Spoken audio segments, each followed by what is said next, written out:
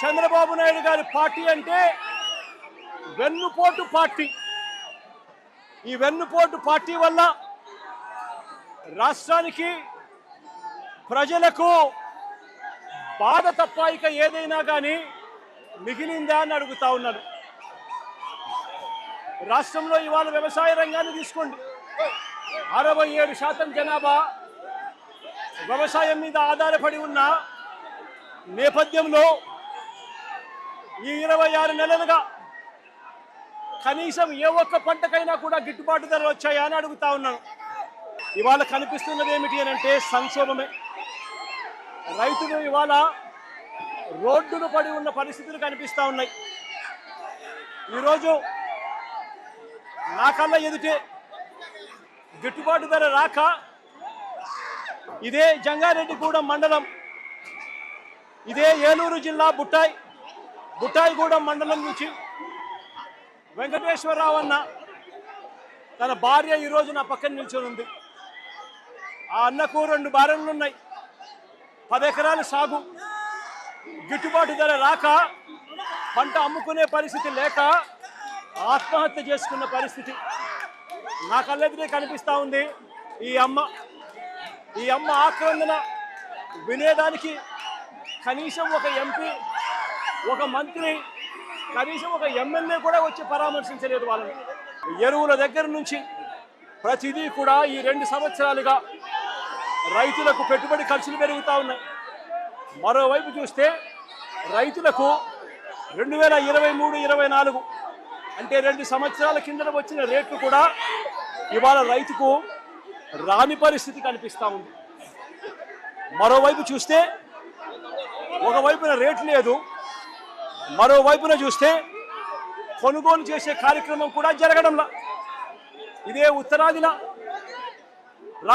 ఉత్తరాదిన ఈ ప్రాంతంలో 83 మిలియన్ కేజీల పొగాకు పండితే 105 రోజుల వేలం అయిపోయిన తర్వాత కూడా కొనుగోలు చేసింది కేవలం 10 మిలియన్ కేజీలు మాత్రమే.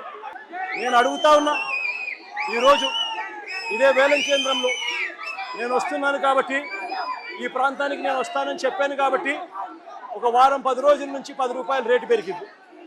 లేకపోతే ఆ రేటు కూడా పెరిగేది కూడా కాదు. అలాంటి సిండికేట్ పరిస్థితుల మధ్య జరుగుతూ ఉంది. హైయెస్ట్ రేటు చూస్తే 242 రూపాయలకు కొన్నాడు. యావరేజ్ రేటు ఎంత అని చూస్తే 174 రూపాయల నుంచి కొనుగోళ్లు లేవు. మరి నేను అడుగుతా ఉన్నా, పంట కొనే నాతులు లేని పరిస్థితిలో ఇవాళ రైతన్న వ్యవసాయం జరుగుతూ ఉంది. కొనుగోళ్ళ ముందు సాగడం లేదు. ఎక్కడ చూసినా కూడా కనీసం 30% నుంచి 40% రిజెక్ట్ జరుగుతూ ఉన్నాయి. ఈ సిండికేట్తో రైతన్న తీవ్రంగా నష్టపోతూ ఉన్న పరిస్థితులు కనిపిస్తూ ఉన్నాయి. ఇక్కడ దళారీ వ్యవస్థ పెట్టరేగిపోయి మొత్తం కొనుగోలుదారులంతా సిండికేట్ అయినా కూడా ఒక్కరిని కూడా బ్లాక్ లిస్ట్ చేయలేదు చంద్రబాబు నాయుడు గారి గవర్నమెంట్. ఒక్కరిని కూడా అరెస్ట్ చేయలేదు చంద్రబాబు నాయుడు గారి గవర్నమెంట్. ఒక్క రైతుకు కూడా భరోసా ఇచ్చే కార్యక్రమాలు ఒక్కటంటే ఒక్కటి కూడా చేయలేదు చంద్రబాబు నాయుడు గారు. అదే మన గవర్నమెంట్లో గతంలో ఇలాంటి పరిస్థితులే ఉత్పన్నమైతే వెంటనే వైఎస్ఆర్సీపీ ప్రభుత్వ హయాంలో అప్పట్లో మార్క్ఫెడ్ను రంగప్రవేశం చేయించాం. మార్క్ఫెడ్ ఫ్లోర్ మీదకి వచ్చి కొనుగోలు చేయడం మొదలుపెట్టింది. ఎప్పుడైతే మార్క్ఫెడ్ వచ్చి కొనుగోలు చేయడం మొదలుపెట్టిందో అప్పుడు రైతులకు మార్క్ఫెడ్ వచ్చి కొనుగోలు చేయడం మొదలుపెట్టడం వల్ల ప్రతి గ్రేడ్కు ప్రారంభ ధరను నిర్ణయించింది. కంపెనీల మధ్య పోటీ పెరిగింది. దీనివల్ల రేట్లు పెరిగాయి, రిజెక్ట్స్ తగ్గాయి, నో బిడ్స్ తగ్గాయి. మా ప్రభుత్వ హయాంలో, వైఎస్ఆర్సీపీ ప్రభుత్వ హయాంలో ఇదే మాదిరిగానే పొగాకు రైతులకు మా 5 సంవత్సరాల కాలంలోనే ఆదుకున్న చరిత్ర ఎంతో ఉంది.